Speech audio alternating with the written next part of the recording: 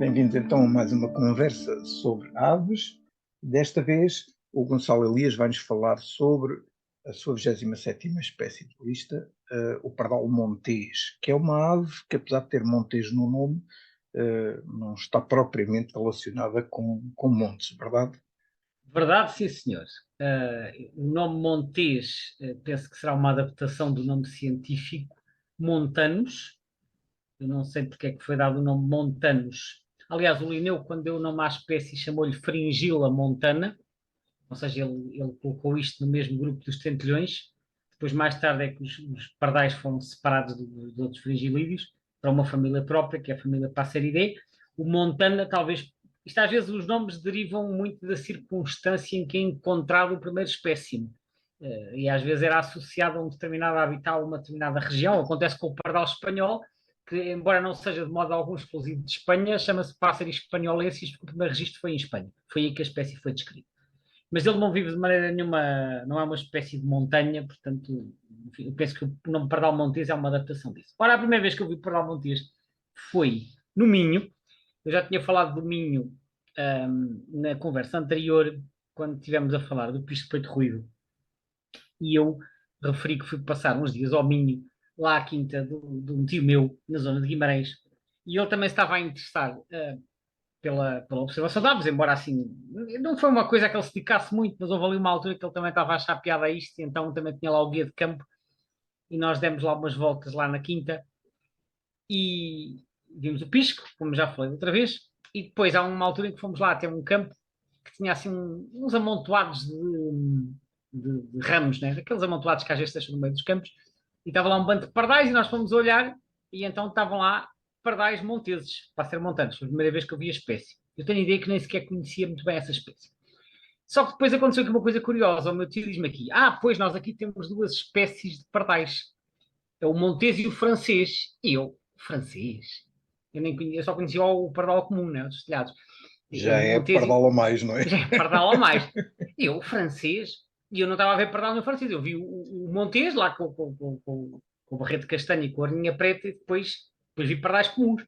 Depois voltamos para casa e ele em casa mostra-me um livro que ele tem lá, um livro já um bocado antigo em francês, e que tinha o pardal montês, que em francês é Moineau friquet, e depois tinha o pardal comum desenhado com a indicação Moineau franc, franc com um C no fim, portanto, franc. E o meu tio viu aquilo e chamou-lhe pardal francês. E eu, mas pardal francês é o Petronia, né? Que é outra espécie. Eu na altura, mas realmente está aqui escrito Moineau franc, eu fiquei com esta durante muitos anos, e só há pouco tempo é que eu fui pesquisar o que é isto do Moineau franc. E então descobri que o Moineau franc é um nome antigo para o pardal comum, para o pardal do telhado, um nome que era utilizado em França e que aparece em trabalhos do século XIX, do Victor Hugo e do Balzac, etc., mas que é um nome que atualmente já não é utilizado. Mas mesmo que fosse, Frank, apesar da semelhança, pelo que eu percebi, não se traduz por francês, traduz-se por franco, portanto seria o pardal franco. Não sei se seria um sinónimo de ser comum ou não, mas como é parecido com francês, pronto, e como havia um pardal francês, o meu tio fez essa associação de nomes e eu na altura também não sabia bem o que aquilo significava, fiquei um bocado confundido com aqueles nomes, mas portanto fica também esta indicação que existe o nome Moineau franc para o pardal comum. Agora, voltando aqui ao nosso pardal montês, que não é do monte, ele é um pardal um bocado do campo. É um pardal do campo e que, aliás, esse hábito está muito espelhado no nome alemão. O nome alemão desta espécie é Feldsperling. Sperling é pardal e Feld é campo. Portanto, é o pardal do campo, que faz uma Está mais referência ao meio. adequado, não é? É mais adequado porque eles quer dizer, habitam no meio rural, normalmente na proximidade de zonas agrícolas, com algumas árvores ou sebes. Não é em bosque denso, mas pode ser em pequenos bosquetes ou em arvoredo de matas ripícolas, por exemplo, ou sebes, porque eles usam esse arvoredo como refúgio e também como local de nidificação, porque eles nidificam em buracos de árvores ou às vezes de edifícios. Portanto, mas eles gostam assim de zonas rurais e agricultadas. Mas isto na Europa, portanto, por oposição ao pardal comum, que é um pardal mais urbano. Mas quando nós nos deslocamos para outras regiões, em particular para a Ásia, o caso muda de figura, porque o nosso pardal comum também se estende pela Ásia fora, mas quando chegamos à China e à Indochina, aí não há pardal comum, e aí o pardal montês é que se torna o pardal urbano. Eu nunca fui à China, mas está bem documentado que na China o pardal que se encontra nas cidades é o pardal montês, e é bastante abundante. Na China e em alguns Diga, países vizinhos. isso provavelmente aqui, no caso da Europa, mais pelo facto que o nosso pardal comum é um pouquinho mais robusto do que o pardal montês e se calhar competem, até porque pelo que eu percebi, este pardal é relativamente recente, ou seja, na Europa, em particular aqui na Península Ibérica, não é? Este pardal tem um historial de enormes flutuações populacionais em vários países europeus. Na Península Ibérica, por exemplo, a informação que existe é que no início do século XX era uma espécie bastante rara, quer em Portugal, quer em Espanha, e depois, ao longo do século XX, ele ter-se-á expandido bastante para sul, até se tornar razoavelmente comum nos últimos 30, 40 anos do século XX, tornou-se comum na Península, e agora, nos últimos 20 anos, é que começou a diminuir. Em Inglaterra acontece algo semelhante, já existiam, mas eram escassos, até aos anos 1950, e depois, de repente, há um pulo enorme em que a população, no espaço de 10 ou 15 anos, até 1970, quintuplica, portanto, eles tornam-se subitamente muito comuns, e depois, a partir dos anos 70, começam a diminuir novamente, e então houve uma quebra de 80 e tal por cento nos anos que se seguiram. Pelo que eu percebi, realmente tem havido muitas flutuações, Muitas flutuações. não só por aqui, não é? Na Holanda também houve uma forte diminuição nos últimos 40 anos, da ordem dos 80%. Na Irlanda ainda é uma situação mais estranha, porque eles não existiam, depois colonizaram no século XIX, expandiram-se um bocado, não muito, depois em 1950 desapareceram do país, depois em 1960 e tal apareceram outra vez e começaram a aumentar. Aqui em Portanto, Portugal a coisa tem sido mais ou menos crescente, não é? cresceu e agora tem vindo a diminuir. Neste momento está a diminuir, que aliás é o que acontece na generalidade dos países da Europa Ocidental. Em França estão a diminuir e em França já estão na lista vermelha como tendo o estatuto em perigo. Pensa-se que esta diminuição estará relacionada com a intensificação da agricultura. A intensificação da agricultura que, por um lado, provoca o declínio de insetos devido ao uso de pesticidas e, por outro lado, a modernização da agricultura faz com que haja menos grão disponível. Eles alimentam-se muito de grãos de cereal também. Quando a agricultura era mais tradicional e menos mecanizada, havia mais desperdícios, não é? Bocados de grãos que não eram aproveitados, ou que eram restos, ou que ficavam, ou que eram desperdícios simplesmente, e os pardais aproveitavam-se muito disso. Hoje em dia haverá menos disso e, portanto, a quantidade de alimento disponível é menor. Poderá ser um dos fatores. Poderá haver aqui outros. Há um autor que faleceu há pouco tempo, com 99 anos, mas que era uma das maiores autoridades mundiais em pardais, que era o Dennis Summersmith, inglês, e ele escreveu bastantes trabalhos sobre pardais, e ele aponta um facto curioso. Isto é apenas uma correlação, ele não está a dizer que há causalidade, mas que o súbito aumento que se verificou no Reino Unido na população de pardais monteses nas décadas de 50 e 60 coincidiu com a enorme quebra populacional de gaviões, que se verificou na mesma altura, por ocasião da introdução dos pesticidas organoclorados, como é o caso do DDT, que causou grandes danos nas rapinas, que são os predadores de topo, onde, como sabemos, se acumulam em maior concentração esse tipo de substâncias. Quando o DDT e afins foram proibidos, a população de gaviões começou a aumentar e, nessa altura, a população de pardais monteses diminuiu. Ele diz, isto é apenas pode ser apenas uma coincidência, não há aqui qualquer prova de relação de causalidade, mas ele notou que houve ali uma grande coincidência temporal. Agora, os dados também dos outros países sugerem que realmente a diminuição que se está a verificar tem muito a ver com a intensificação da agricultura também. Aliás, o Summersmith escreve que, de acordo com as variações que tem havido, que ele parece-lhe que o pardal montês pode ser um excelente indicador para monitorizar as alterações que vão existindo nos meios e nos habitats, porque eles parecem ser bastante sensíveis a esse género de transformações. Uma coisa que eu também achei curioso sobre o pardal, esta espécie tem a particularidade de não ter dimorfismo sexual. Exatamente. Aliás, dos pardais do género Passer, e pelo menos dos que existem na Europa e na Ásia, e penso que também em alguns dos que há em África, esta é das raras espécies que não tem dimorfismo sexual. quase todos os outros têm, os machos serem bastante diferentes das fêmeas, esta espécie não tem. Eu não, enfim, nós apenas podemos especular sobre a razão disto ser assim, mas pode ter sido uma estratégia, como eles convivem muito com o pardal comum na sua área de distribuição, isto é uma teoria, ok, isto que eu vou dizer, mas pode ter sido uma estratégia da espécie para evitar a mistura com o pardal comum, por causa das fêmeas serem muito semelhantes. Ou seja, para não facilitar a hibridação entre espécies. Não sei se me estou a fazer entender. E até é possível, por acaso é uma coisa que eu nunca vi nenhum estudo nessa matéria, mas até gostava de ver, que até é possível, uma vez que as aves também têm um espectro de cores mais alargado que o ser humano, portanto eles vêm um pouco para além do violeta, entram no ultravioleta, até é possível que haja diferenças morfológicas, ou pelo menos em termos de cor das penas, nesse espectro. Que nós não notamos, não é? Nós não nos apercebemos. Pode acontecer. Sim, mas é um pormenor que às vezes algumas pessoas não dão conta, que os machos e as fêmeas de pardais monteses são tão parecidos que, pelo menos assim à vista, ou mesmo com a ave na mão, não é possível distingui-los, ao contrário do que acontece com as outras espécies de pardais. Portanto, de pardais do género pássaro, não estou a falar do pardal francês. Uhum. Portanto, também não é a única curiosidade, há outra curiosidade também sobre esta espécie, que é o facto de, pelos vistos, eles não têm propriamente um canto no que diz respeito à vocalização.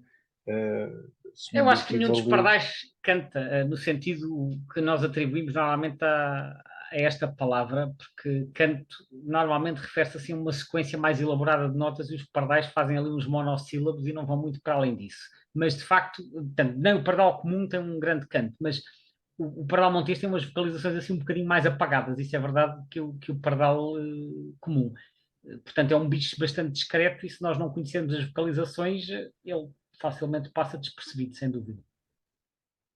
Em termos de distribuição global, é uma ave que basicamente ocupa tudo o que é Europa e Ásia. Europa e Ásia, sem dúvida. Eventualmente introduzida, se não me engano, foi introduzida nos Estados Unidos, mas nos Estados Unidos, ao contrário do pardal comum, que foi introduzido e se espalhou pelo país inteiro, e vai ao Canadá e vai à América Central, acho eu, e também está na América Latina, o pardal montês foi introduzido nos Estados Unidos, mas muito localmente. Foi introduzido numa cidade chamada St. Louis, que fica no estado do Missouri, em 1870. Terão sido libertadas 20 ou 24 aves por um importador que veio da Alemanha, e eles foram introduzidos nesse local antes de lá chegarem os pardais comuns.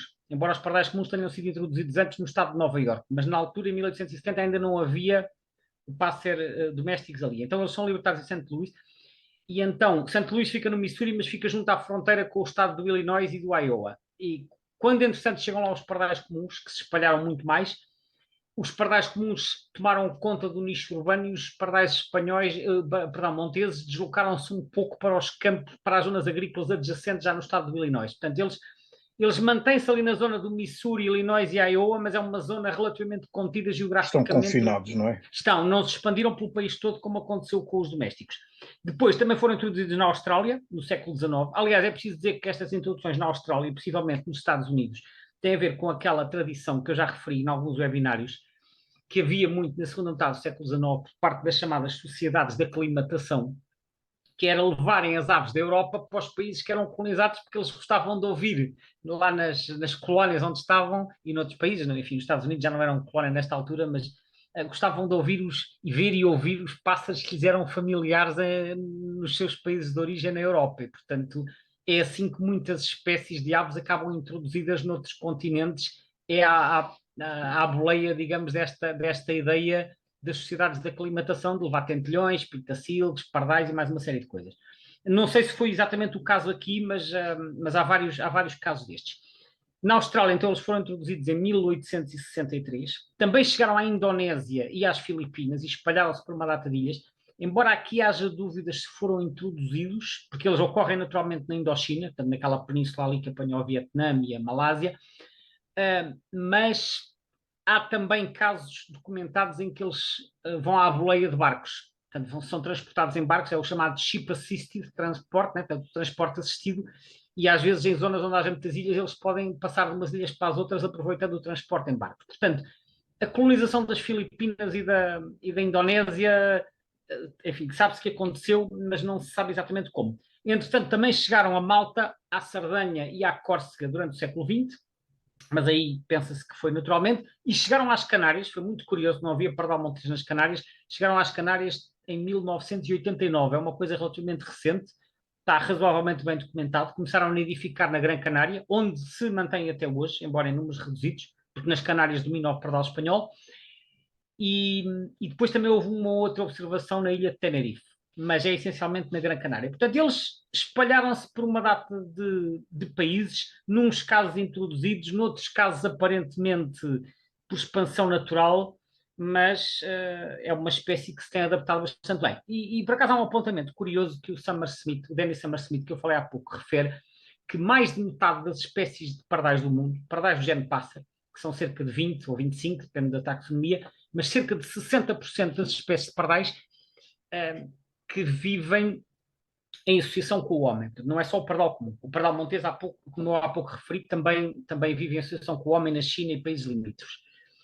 E ele diz, enfim, é uma teoria dele também, mas que faz um certo sentido, que como os pardais historicamente já estavam habituados a comer grãos de alguma dimensão, portanto, eles já tinham evoluído assim, a comer grãos de ervas selvagens, quando chega ao Neolítico, quando começa a agricultura e os seres humanos começam a cultivar cereais, de repente começa a haver uma enorme abundância de restos de cereais junto dos sítios onde estavam os humanos e que os pardais estavam na linha da frente para aproveitarem esses desperdícios e, portanto, rapidamente terão aproveitado a presença humana em zonas que eram agricultadas para começarem ali a frequentar as imediações das zonas habitadas, hábito esse que se mantém até hoje com várias espécies de pardais em vários continentes. É uma teoria, obviamente, não há provas, mas faz um certo sentido porque de repente há uma abundância de alimento, não há ali outras aves para explorar e o alimento está ali disponível, portanto os pardais ter-se-ão associado ao homem a partir do Neolítico.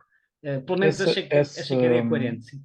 essa apetência pelo grão enquanto, portanto, fonte de alimento, eh, na realidade coloca esta espécie no centro de um dos maiores desastres ecológicos em que a pretensão do ser humano de saber como é que controla a natureza uma vez se colocou. Vais falar da China? Claro. Bom, exato. Na China, no tempo do Mao Tse-tung, e vamos aqui recuar até 1958, no tempo do Mao Tse-tung, no âmbito de um programa que ele queria fazer, que era o grande salto para a frente, ou o grande salto adiante, ele lançou várias ações e uma delas era aquilo que se chamava a campanha das 4 pragas, ou de Four Pests Campaign, acho que era assim que se chama em inglês. Então a campanha das 4 pragas era uma campanha que visava exterminar 4 tipos de organismos que eram considerados pestes ou pragas, que eram as moscas, os mosquitos, as ratazanas e os pardais. E então, no caso dos pardais, como eu disse há pouco, estávamos a falar do pardal montês, que é o pardal que ocorre na China. Não há lá pássaros domésticos praticamente, até quase tudo pássaros montanos, são urbanos e rurais e vêm em todo lado. E então montou-se uma campanha pelo país todo e durante 3 dias deram instruções para toda a gente matar os pardais todos que conseguisse. Aquilo foi na primavera, portanto não era só matar indivíduos adultos, era matar adultos, destruir ninhos, destruir ovos, destruir crias, tudo o que encontrassem, era para exterminar os pardais todos. E pelo que consta, pelos números que há, só na zona de Pequim terá sido morto 1 milhão de pardais em 3 dias. E no resto do país também, assim, foram muitos milhões. Portanto, aquilo foi uma mortandade de pardais. E o objetivo era, porque a tese era que os pardais comiam o grão todo dos cereais das colheitas e, portanto, que se os pardais deixassem de comer, era possível alimentar mais milhares e milhares de pessoas que, à conta desse alimento que não ia para os pardais. É claro que todo este raciocínio acabou por se revelar completamente errado, porque os pardais, como acontece com outros granívoros, na primavera alimentam-se muito também de insetos. No ano seguinte, não havendo pardais, foi uma praga de insetos que acabou por causar muito mais estragos nas colheitas e, portanto, seguiu-se um período de fome. Portanto, Essencialmente gafanhotos, segundo. sim, e penso que houve outras espécies também. Ou seja, o resultado foi exatamente o oposto daquilo que se pretendia, de modo que no ano seguinte eles abandonaram esta ideia desastrosa de exterminar os pardais. É claro que a população de pardais naquele ano levou uma enorme talhada, mas depois, a partir do momento em que a perseguição cessou, eles em poucos anos recuperaram, porque depois havia alimento, recuperaram e depois voltaram aos seus níveis normais, mas realmente é um caso assim que fica para a história de que tentar controlar uma espécie, mesmo que haja meios ao dispor, quer dizer, imagina, consegues mobilizar o país todo, mas sem ter noção das implicações ecológicas que isto tem das relações entre as várias espécies, exterminar uma espécie que faz parte de uma cadeia trófica normalmente vai causar desequilíbrios a montante ou a jusante ou as duas coisas, e foi isso que aconteceu. Portanto, foi realmente assim uma história envolvendo então o pardal montês, que é o pardal que ocorre na China. E teve consequências graves na medida em que esse desequilíbrio, digamos, introduzido pela redução da quantidade de efetivos da espécie do pardal, acabaram por contribuir para aquilo que é conhecido pela grande fome chinesa, não é? Exatamente, sim, houve Com um milhões período de de fome pessoas a depois disso, morrer, não é? Enfim. precisamente. Por isso é que depois abandonaram esta ideia que enfim, infelizmente, que eu saiba, foi só num ano. Mas pronto, Os sistemas têm realmente, os ecossistemas são realmente algo muito complexo e nós ainda temos muito para aprender sobre eles. sem dúvida. Que esta história não seja esquecida para ser recordada como exemplo quando vier alguém outra vez assim com uma ideia destas assim, É uh, verdade. enfim, de tentar controlar as coisas destas formas radicais. Gonçalo, acho que havia aqui mais uma série de coisas que podíamos conversar sobre esta espécie, mas mais à semelhança do que aconteceu já com outras, vamos ter que deixar isso para a segunda volta, Deixamos não é isso para a verdade? segunda volta, é verdade. Sim, senhor. Muito Obrigado, obrigado, Zé. Até à Gonçalo. próxima. Foi Boa um noite. prazer ouvir-te falar Obrigado. sobre esta espécie. Agradeço em nome também de todos os ouvintes e até à próxima. Até à próxima.